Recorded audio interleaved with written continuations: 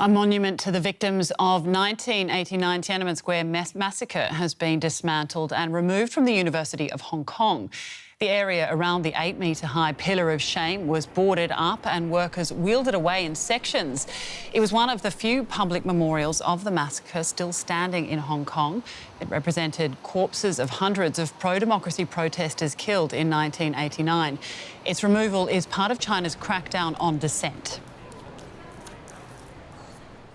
Joining us now from Odense, Denmark, is the sculptor of that monument, Jens Galschiot. Mr. Galschiot, thanks very much for being with us today. This mustn't have come as much of a surprise. You must have been expecting it. In October, Hong Kong University officials announced it would be removed. But now that the sculpture is actually in pieces and being wheeled away, how do you feel?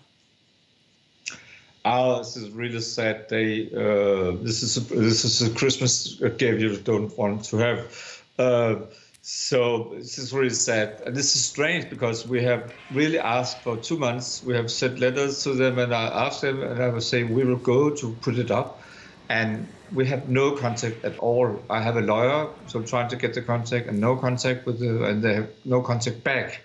So this is, we really don't know what happened. And then in the middle of the night, 2 days before Christmas, it started to break down. It's completely not fair.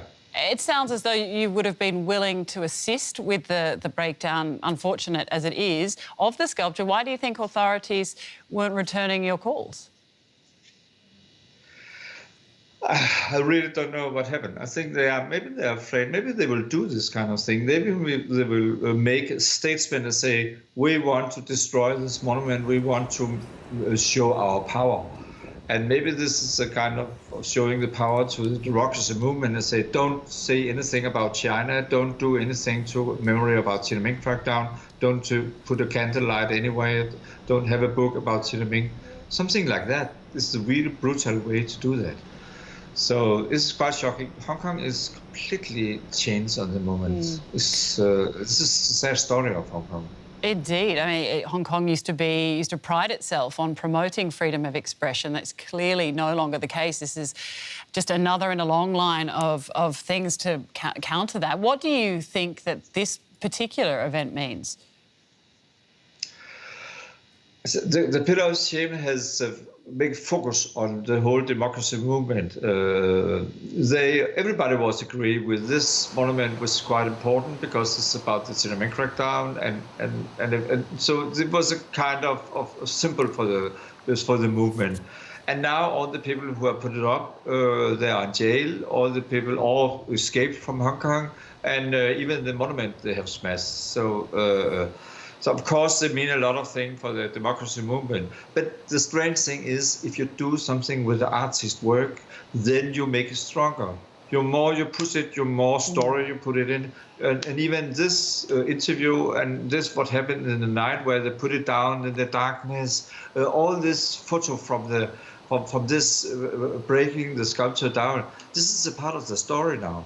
So even what you're doing, you're making stronger. So in the moment, the sculpture is much stronger. A lot of people all over the world are talking about what Hong Kong are doing. So they make a symbol for how brutal the Chinese system is now.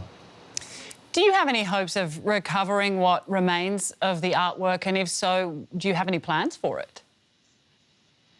Yeah. We know we have to could see all the photo. I can see they're not destroying the whole one.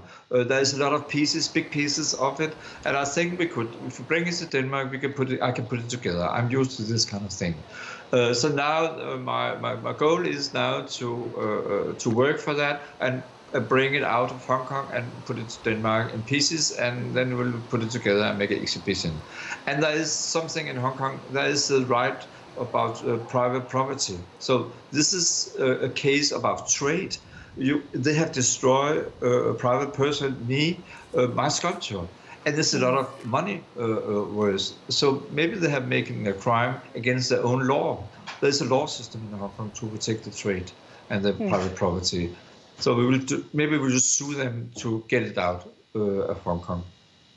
All right, Jens Galschiot, we'll have to leave it there, but thank you very much for joining DW today.